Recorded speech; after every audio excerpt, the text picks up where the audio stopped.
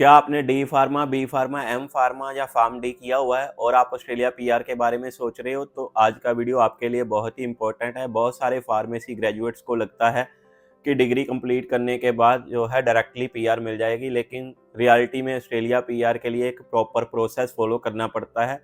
आज मैं आपको स्टेप बाय स्टेप बताऊंगा कि फार्मेसी डिग्री के साथ जो है आप ऑस्ट्रेलिया पीआर का प्रोसेस कैसे शुरू कर सकते हैं।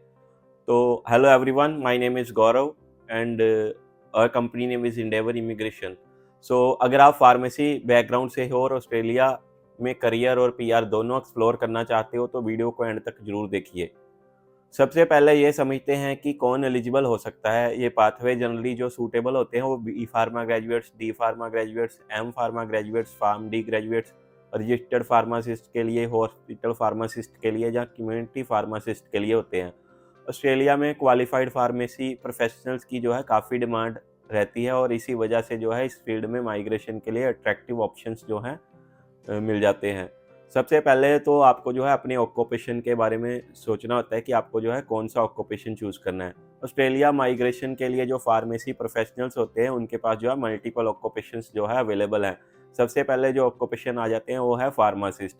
फार्मासिस्ट में hospital pharmacist and retail pharmacist occupation आ जाते हैं, जनरली सूटेबल फॉर कैंडिडेट्स जिनके पास bachelor of pharmacy, master of pharmacy या फार्म डी क्वालिफिकेशन है। इसके बाद आ जाते हैं industrial pharmacist. Industrial pharmacist occupation जो है फार्मेसी डिग्री होल्डर के लिए दूसरी दोनों डिग्री होल्डर्स के लिए अवेलेबल है जिनके पास फार्मास्यूटिकल मैन्युफैक्चरिंग, क्वालिटी एश्योरेंस आदि का जो है एक्सपीरियंस होता है।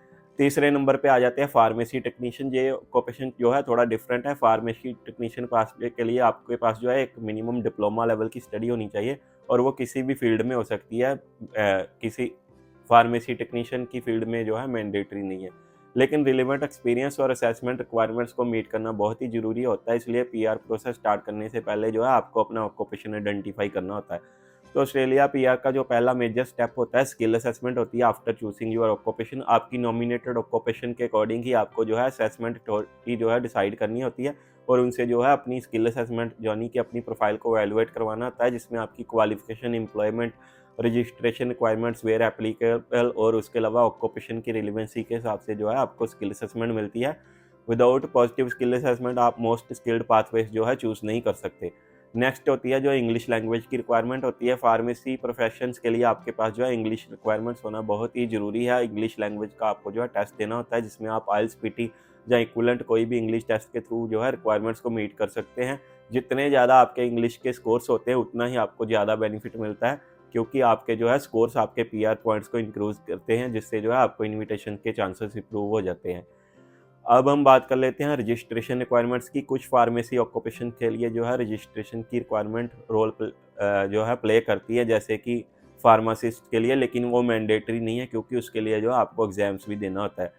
तो अब हम बात कर लेते हैं पॉइंट्स की कि आपको अपने जो है कैलकुलेट पीआर के पॉइंट्स कैसे कैलकुलेट करने हैं। सो स्किल असेसमेंट के बाद जो नेक्स्ट स्टेप होता है वो पीआर पॉइंट्स कैलकुलेट करना होता है, जिसमें आपको जो है पॉइंट्स मिलते हैं आपकी एज से, इंग्लिश लैंग्वेज स्कोर से, एजुकेशन से, वर्क एक्सपीरियंस से, स्टेट नॉमिनेशन से, पार्टनर पॉइंट से या सिंगल के। जितना हायर स्कोर होगा आपका ईओई में उतने ही ज़्यादा बेटर चांसेस रहते हैं आपके इन्विटेशन के।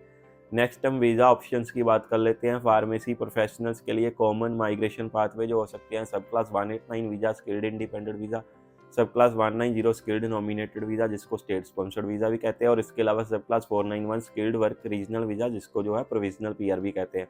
और कुछ केसेस में एम्प्लॉयर स्पॉन्सरशिप पाथवेज भी अवेलेबल हो सकते हैं। बेस्ट जो ऑप्शन होती है वो आपकी प्रोफाइल, ऑक्यूपेशन, पॉइंट स्कोर्स और स्टेट रिक्वायरमेंट्स पे डिपेंड करती है।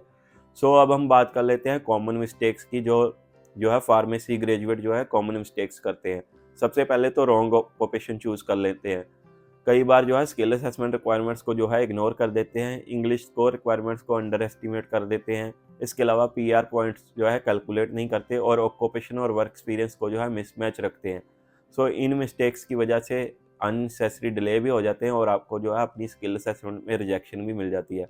अगर आप फार्मेसी ग्रेजुएट हो और ऑस्ट्रेलिया में अपना करियर बनाना चाहते हैं तो आपको जो है माइग्रेशन अपॉर्चुनिटीज़ को जो है बड़े ही ध्यान से चूज़ करना होता है। इन तीनों ही ऑक्यूपेशंस में हमने जो है अलग अलग स्किल असेसमेंट्स की रिक्वायरमेंट्स पे जो है वीडियोस बनाई हुई हैं, आप हमारे चैनल पे वो भी चेक कर सकते हैं। और अगर आपको अपना पीआर के प्रोफाइल के लिए अपनी जो है प्रोफाइल असेसमेंट करवानी है तो आप जो है एंडेवर इमिग्रेशन की टीम को जो है दिए गए नंबर्स पे भी कॉन्टैक्ट कर सकते हैं। इसके अलावा अगर आपको वीडियो अच्छा लगा तो वीडियो को लाइक एंड शेयर जरूर कीजिए और हमारे चैनल को सब्सक्राइब कीजिए ताकि आपको जो है ऐसी ही इन्फॉर्मेशन वाली और वीडियोस मिल सके। Thanks for watching this video, see you in the next video.